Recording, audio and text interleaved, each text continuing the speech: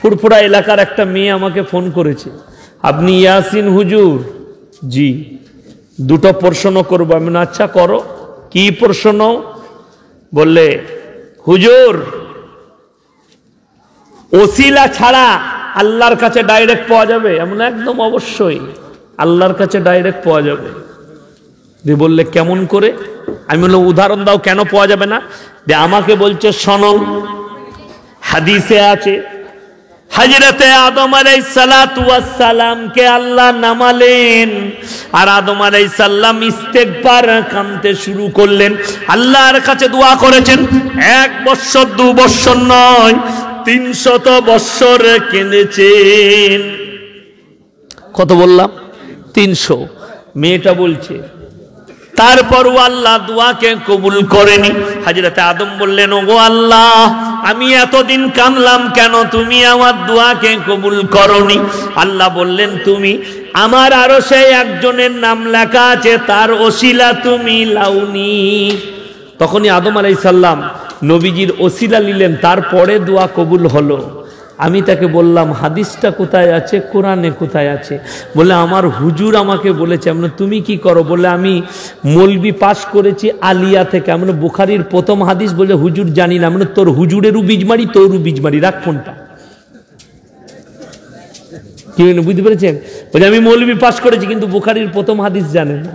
এমন মৌলবি পাশ করেছে আলিয়া থেকে। কি বলে? শুধু তাই নয়, আমরা তোমার হুজুরকে লাগাও কনফারেন্সে। আমি তো জানি তোমার হুজুর যখনই এ মালের নাম শুনবে সে আর ফোনই রিসিভ করবে না, আমার জানা আছে। ওই রকম কত হুজুরকে দেখলাম ভণ্ডকে। ভণ্ডামি ছাড়ো, আল্লাহকে ধরো। সবাই আল্লাহকে বিশ্বাস করবো, জোরে বলুন ইনশাআল্লাহ। কোনোদিন হক্কানি আলেম, হক্কানি পীর আপনাকে এটা বলবে না যে আমার কাছে চাইবে আমি দেবো। তার কাছে যখন দোয়া নিতে যাবেন, হক্কানি পীর বলবে, হক্কানি আলেম বলবে, বাবা আল্লাহ তোমার মঙ্গল করুক, আল্লাহ তোমার ভালো করুক। কখনো বলবে না তুই চলে যা, আমি আল্লাহকে বলে দিয়েছি তোর কাজ হয়ে যাবে।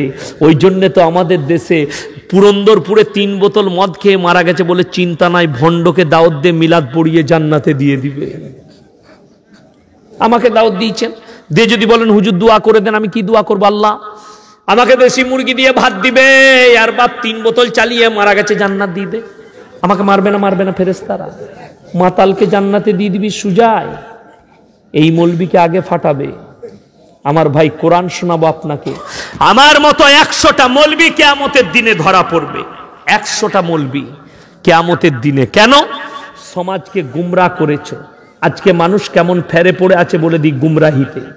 শুনেন, মেয়েরা ছেলে হচ্ছে না, তাবিজ। অনেক মেয়ে আবার আমাদিকে এসে বলছে বশ করার তাবিজ দেন তো হুজুর, স্বামীকে বশ করব। তাবিজে যদি বশ করা যেত, আমি ইয়াসিন মোদিজিকে বশ করতাম আগে। বুঝতে পারেন নাই? ধোঁকা, প্রতারণা। যদি বলেন আমার স্বামী কেমন করে আমার প্রতি আকৃষ্ট হবে, স্বামীর প্রতি মহব্বত কি করে বাড়বে, শুনে নাও। তোমরা রাতের বেলায় তোমাদিকে শর্ত হচ্ছে 5 ওয়াক্তের নামাজি হবে। 11 বার সূরা ফাতিহা পড়ো, আর তোমরা 40 বার পড়ো ওয়ালকাইতু আলাইকা মুহাব্বাতাম মিন্নি ওয়ালিতুসনা আলা আইনি। আর তুমি তার কপালে ফুম মেরে দাও, আল্লাহ চাইলে তোমার প্রতি মহব্বত বাড়বে। অনেক যুবকরা মনে মনে করবে শালা তাড়াতাড়ি দোয়াটা মুখস্থ করবে, চালিয়ে দেব। কি মনে করছেন? হারামে কাজে লাগবে না, ওই আই লাভ ইউ কামিয়ারে কাজে লাগবে না ওইটা। ওই জন্য তো ছেলেরা আমাদের কাছে আসে, হুজুর তাবিজ দেন তো, মেয়েটা যেন আমার কাছে চলে আসে। আমি একটা জলসা দেখবেন, কে দেখছি কোন হারাম করে কেটে আবার ভাইরাল করে দিয়েছি। কি বুঝলেন? করে নাই? ওইটুকু খালি কেটে ছেড়ে দিয়েছে। কত বদমাস, পুরো বায়ানটা দে বুকা। লোকরা আবার মনে মনে করছে হুজুরের শখ কত নায়িকাকে বিয়ে করব। আমি তো ওটা বলতে চাই নাই, আমি বলতে চেয়েছি ধোকাটা, আমি বলতে চেয়েছি প্রতারণাটা, আমি বলতে চেয়েছি আপনার যেটা প্রতারণা চলছে সমাজে, যে বিয়ে মৌলবীদের কাছে তাবিজলে মেয়ে চলে আসবে। আমি বলেছি তাবিজে যদি মেয়ে পাওয়া যায়, মেয়েটা তোর কাছে আসবে না, হুজুরের কাছে আগে আসবে। আমরা বুকা মৌলবি লয়। যেমন পুরন্দরপুরে দোকান করেছে, নামাজও পড়ে না, রোজাও পড়ে না, কিচ্ছু করে না, আমাকে এসে বলছে হুজুর দোকানে একদম বরকত নাই, কি দেবো বাপ? বলে এক কাজ করুন, তাবিজ নাই ওরকম বরকতে, নিয়ে গিয়ে টাঙিয়ে দিয়েছে। তো ওই তাবিজে যদি তোর দোকানে বরকত হবে, তো আমি 3,000 টাকা বেতনে তোর মসজিদে কাজ করবো কেন? বরকতটা তো দোকানগুলো তো আমাদের হবে। তাবিজ মারার টেনেলে মাল আমাদের, তোরা কোথায় পাবি? এটাই সমাজের লোক বুঝে না। বরকত পাবেন। শুনেলেন, তাবিজ যদি দোয়া, কোরআনের আয়াত কোনো মৌলবীকে বললেন যে আয়াতে বরকতপূর্ণ আয়াত আছে সেটা রেখে দেন, আমি আমার দোকানে রাখবো, আল্লাহ চাইলে বরকত দিবে, আল্লাহ চাইলে বরকত দিবে, জায়েজ আছে। কিন্তু তাবিজে বরকত পাবো এই নিয়ত যারা করবে, আমাদের দেশে কিছু এমন লোক তাবিজ দিচ্ছে জানেন, তাবিজ লিখতে জানে না, কোনো মাসায় পড়ে নাই, ধুলো ভরে দিচ্ছে, ধুলো মাদলিতে। কেউ আবার শিকড় ভরে দিচ্ছে, ডাব গাছের শিকড়, কি বলেন, কেটে কেটে রেখে দিয়েছে। মালগুলো কোথাকার গো? তোরা বুঝবি না, জেনে এনে দিয়েছে, জেনে জেনে কি ফের শালা ঘরের ভেতরে ডাব গাছের শিকড়, ওইগুলো রাতের বেলায় কেটে কুটি কুটি করে রেখে দিয়েছে, লোকরা বুঝতে পারবে না। কি বুঝলেন, আমাদের দেশে কি যে ধোকাবাজি, বীরভূমি আছে আমি জানি না, খুঁজে নিবেন। কি বুঝলেন, টায়ার লাচাচ্ছে, অন্ধকার ঘরে টায়ার লাচিয়ে তাবিজ দিচ্ছে। কি বুঝলেন, জেনের ভর হচ্ছে। কি বুঝলেন, থাম করে পালকের ভেতরে অন্ধকার ঘরে পড়ে গেল। কি বুঝলেন, দিয়ে কিছুক্ষণ পরে উঠে বসে, আসসালামু আলাইকুম, কে হয়েছে? জেনের ভর। কি বুঝলেন, আমাকে নিয়ে চলুন, হালাকে দুবারই ফাটা বাঁশে করে দিলেই না বলবে বাড়ি না, সব নাটক। কি বুঝলেন, বেরিয়ে যাবে। আমি আমার পড়ার জীবনে, তখন আমি মাদ্রাসার তালবিলিম আর স্কুলে যেতাম, তো আমি চুপচাপ যেতাম আর চুপচাপ আসতাম। কি বুঝলেন, তো আমি এই রাস্তায় যাচ্ছি, একটা আমাদের গ্রামের মেয়ে, তাকে জেন ধরার মতো হয়েছে, রাস্তায় পড়ে আছে, সে আলমাল বকছে, সব মেয়েরা বলছে হলো কি হলো লো, বিরাট বড় জেন লো। মেয়েরা সব ঘেরে ধরে দাঁড়িয়ে আছে, আর তাদেরকে বলছে মারব, এই করব। আমি যখন পেরিয়ে যাচ্ছি, একটা মেয়ে বলছে বাবা তুমি একটু দোয়া দরুদ জানো, ইয়াসিন বাপ একটু দেখ, বাপ একটু ফুব মুভ দে। আমি তখন কেয়ার করিনি যে আমি এসব হাত ফাত দিতে যাবো না, আমি এসব কিছু করব না। কিন্তু আমি যখন পেরিয়ে, সে বলছে ও আমার কিছুই করতে পারবে না, ও আমার কাজে লাগবে না। আমি আচ্ছা, আমি ছোট তো হব না, আমি সে মাল তো লয়। আমরা একটা কঞ্চি নিয়ে আয়, প্রথমেই গালের দুটো চর মারলাম, সে দেখলে এই মাল খুব খাতারনাক, ফাটিয়ে দিবে, আমাকে কঞ্চি আনা করাচ্ছে। চুপচাপ উঠে দাঁড়িয়ে গেল। কি বুঝলেন, এরকম করে তাকাচ্ছে। আমি কোনো দোয়া পড়ি না, খালি কোনো দোয়া পড়ি না, খালি এরকম করে মুখ লড়িয়ে ফুম মেরে দিলাম, করে পড়ে গেল।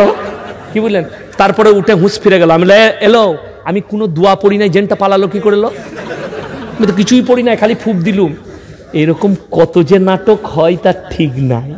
কি বুঝলেন, আমাদের বাজার তো ওই করে চলছে। তো ওই রকম যদি কোনো ভণ্ড ওই রকম মাল পায়, তো বলি ওরে বাবারে, একদম লন্ডনের জেন, তো ছাড়ানো খুব মুশকিল। কি বুঝলেন, দিয়ে বীজ পানি পড়া, তেল পড়া। আমি খালি অবাক হয়, কলকাতায় আপনি চলে যান, সিউড়িতে ল্যাবরেটরিতে রক্ত দিয়ে রোগ ধরা পড়ছে না, আমাদের দেশের বহু মৌলবি জামা মেপে রোগ বলে দিচ্ছে।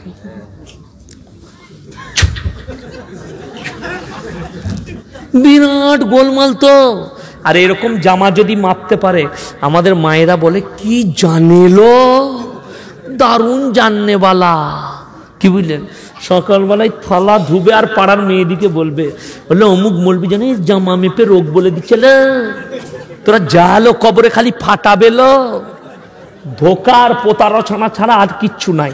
আপনি অবাক হবেন, আমার সামনে যদি কেউ এটা প্রমাণ করাতে পারে। আপনারা দেখেছেন টিভিতে একটা কত বড় ঝড় চলছে, তার নামটা কি জানো? একটা বাবা, কি বুঝলেন, কাগজে পড়ছি লিখছে, তোমারা বাপ কা নাম ইয়ে হ্যাঁ, তোমারা নাম ইয়ে হ্যাঁ। সুইতা বলে একটা মেয়ে তার ভণ্ডটা প্রমাণ করিয়েছে। মাইন পড়া যায়, একটা আমাদের দেশের একটা শিক্ষা একটা আছে, কি বলা হয়, সাইকোলজি। কেউ যদি সাইকোলজি নিয়ে পড়াশোনা করে, সেটা নিয়ে গবেষণা করে, তা মানুষের মাইন পড়ার ক্ষমতা রাখে। কি বলে, মাইন পড়ার ক্ষমতা রাখে। সেই মেয়েটা প্রমাণ করিয়েছে ও বাবা ভণ্ডগিরি করছে, ভণ্ডামি করছে, ওই বাবাটা লোককে ধোকা দিচ্ছে। বাস্তব কথা আমি বলছি, ধোকা দিচ্ছে। কেস করো, প্রমাণ করাও।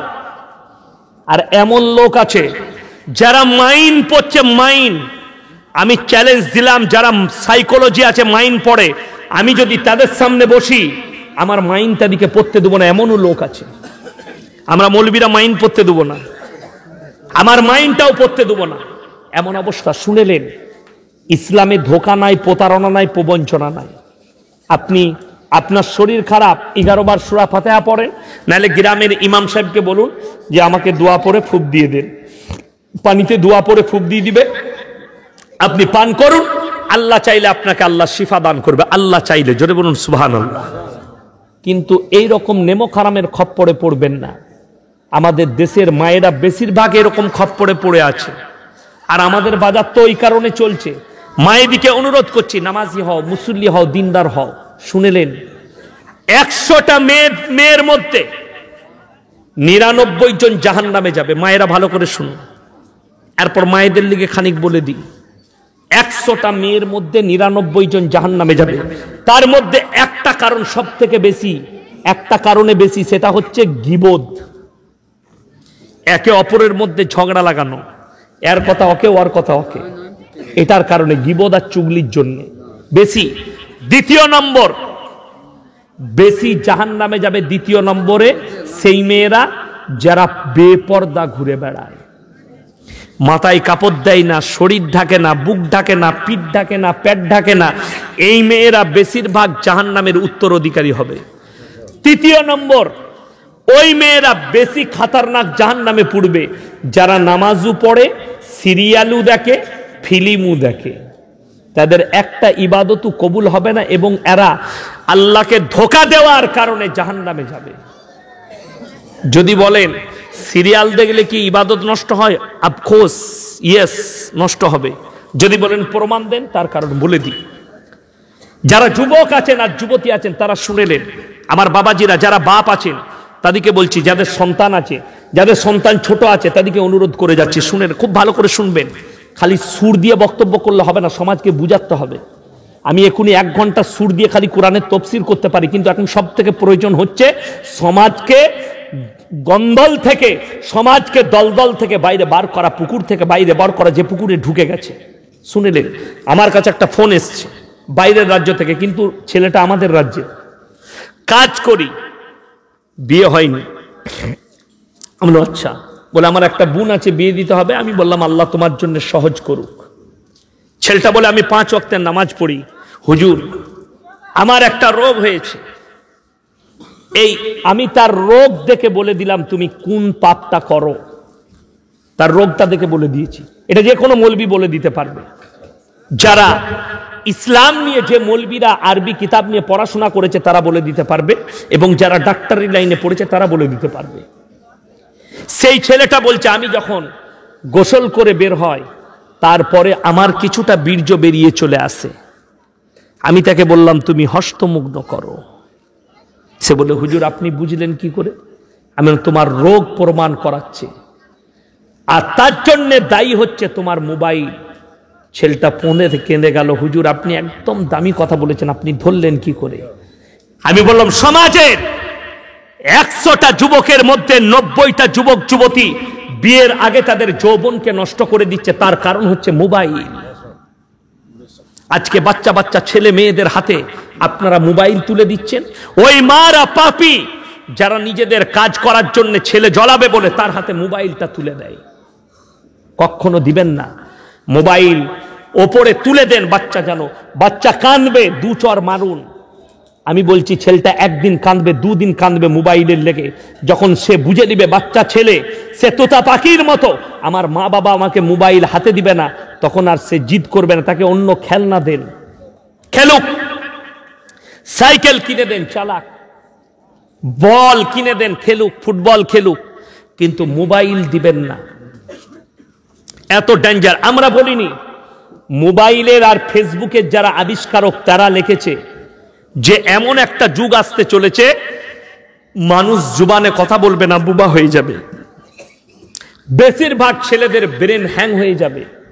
আজকে দেখবেন অনেক ছেলে রাস্তায় বসে ফ্রি ফায়ার খেলে, খেলে না? তাদেরকে আপনি কথা বলুন, এ তোর মা ডাকছে, কিন্তু কোনো সাড়াই দেয় না। তার মাইন্ডটা কিন্তু পুরো মোবাইলের মধ্যে ঢুকে যায়। আর এটা ঢুকে যাওয়ার কারণে তার ব্রেন কিন্তু ব্রেনের দোষ হতে পারে, তার নার্ভের দোষ হতে পারে। এই মোবাইল জানেন, আমাকে অনেকজন বলে হুজুর আপনাকে সবসময় মোবাইলে পাই না। আমি কত ফোন তুলবো বলুন, 200টা ফোন ঢুকে। আমি ওই জন্য সকালে ক্লাসে বসলে মাদ্রাসায় আমি ফোন সুইচ অফ করে দিই, নাহলে সাইলেন্ট করে দিই। আমি অত ফোন তুলতে পারবো না, আমার পক্ষে সম্ভব নয়। আমি বলি আসরের পরে ফোন করবেন, দেখবেন প্রায় ফোন আমার যে ম্যানেজার আছে, পিএ আছে, আজকে আসেনি।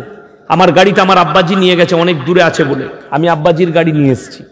ড্রাইভারও আমার আব্বার, আমার ড্রাইভারও আসেনি, আমার পিএও আসেনি। তাকে দিই, তোমরা ফোনে কথা বলো। যদি কেউ কোনো মাসলা মাসাইল জিজ্ঞেস করে তখন আমি ফোনটা নিই, বাকি আমি আদার্স কথা আমি বলতে চাই না। ব্রেনের চাপ হয়, আমি বুঝতে পারি।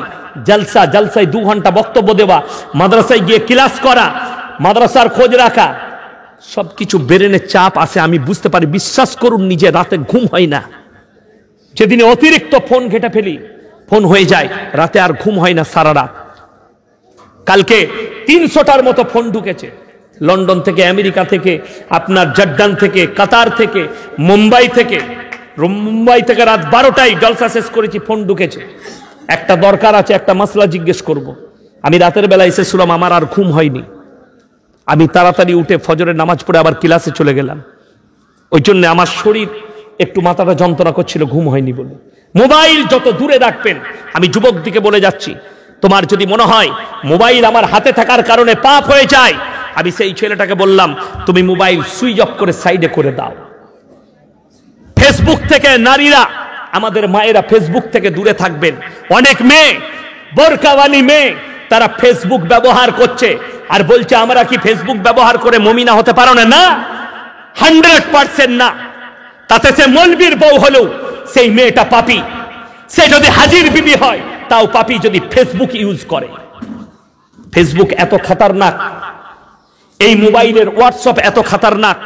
আমি আপনাদেরকে বলে যাচ্ছি, আপনার বিবিকে আপনি কথা বলার লেগে মোবাইল দিবেন, প্লেন মোবাইল দেন, যেন তাতে ফেসবুক না থাকে, হোয়াটসঅ্যাপ না থাকে। যদি বলে মায়ের সঙ্গে ভিডিও কলে কথা বলবো, আমি বাড়ি আসবো, আমার ফোন থেকে ভিডিও কলে কথা বলবে। কিন্তু কেন জানেন, আজকে এই মোবাইলের ফেসবুক আর হোয়াটসঅ্যাপের কারণে অনেক মেয়ে পরকীয়ায় জড়িত হয়ে নিজের স্বামী ছেড়ে পালিয়ে যাচ্ছে। 100% আমি এটা সত্য কথা বলছি, প্রমাণ দেবো। আমার বর্তমান জেলায় বসে আমার মানসাই চলুন, ফোন ঢুকেছে কতগুলো। আমার স্ত্রী অমুকের সঙ্গে পালিয়ে গেছে, আমার বন্ধু আমাকে ধোঁকা দিয়েছে। ওই জন্য যুবক দিকে বলে দিচ্ছি, শুনে নেন, আপনার বন্ধুত্ব মাঠেতে শেষ করুন, ক্লাবে শেষ করুন বন্ধুত্বটা, খেলার মাঠে বন্ধুত্ব শেষ করুন। বন্ধুত্ব যদি বিছানায় যায়, তোমার স্ত্রী পাপে জড়িয়ে যাবে, কখনো নয়। বন্ধুত্বটা বাইরেই শেষ হয়ে যাবে। আপনি বন্ধু, অনুষ্ঠান হচ্ছে, এসো আমার বাড়িতে বসে মেহমান খানায় খেয়ে চলে যাও। আমার যত বড়ই জিগরি দোস্ত আসুক, কখনো আমার বাড়িতে আমার স্ত্রীর সামনে যেতে পাবে না। অর্ডার নাই, নট অর্ডার। আরে আমার বড় মেয়েকে আমার মাদ্রাসার সব ছেলে চিনে না, আমার বাড়িতে যাবার অর্ডার নাই। বড় কষ্ট লাগে, দুঃখ লাগে। আমরা তারবিয়তই জানি না যে তারবিয়ত কাকে বলে, ইসলাম কাকে বলে। প্রত্যেকটা বাড়িতে দমদমার এই বীরভূম জেলার যতগুলো মানুষ এসছেন আশেপাশের গ্রামের, আমি সকলকে বলবো, বাড়িতে কাল থেকে সামনে বোর্ড টাঙাবেন, সালাম দিয়ে প্রবেশ করুন। যদি বাড়ির পুরুষ হয় তাকেও সালাম দিয়ে প্রবেশ করতে হবে। আপনি বাড়িতে ঢুকছেন, আপনার মেয়ে আছে, আপনার বৌমা আছে, আপনার বিটি আছে, আপনি প্রবেশ করছেন, তারা কাজ করে, মেয়েরা কাজ করে না? করে না। আপনি যদি একটা কাজ করেন, আপনার গেঞ্জি ঘেমে যায়, আপনার লুঙ্গি উঠে যায়, কাজ করতে গেলে হয় না? হয় না, লুঙ্গি উঠে যায়। মেয়েরা যখন কাজ করে, বাড়ি অতগুলো কাজ করে, মাথার কাপড় সরে যেতে পারে, কারুর বুকের কাপড় সরে যেতে পারে। যদি পুরুষের আওয়াজ পায়, যে স্বামী হোক আর যেই হোক, সালাম দিয়েছে, সঙ্গে সঙ্গে মাথা ঢেকে নিবে, শরীর ঢেকে নিবে এবং সালামের উত্তর দেবে। সালাম দেওয়া সুন্নত, উত্তর দেওয়া ওয়াজিব। কোনো যদি পর পুরুষ হয়, আমাদের ঘরটা হাউসফুল, দরজা খোলাই আছে, পাড়ার ছেলেরা কয় গা ভাবি বলে ঢুকে পড়লো।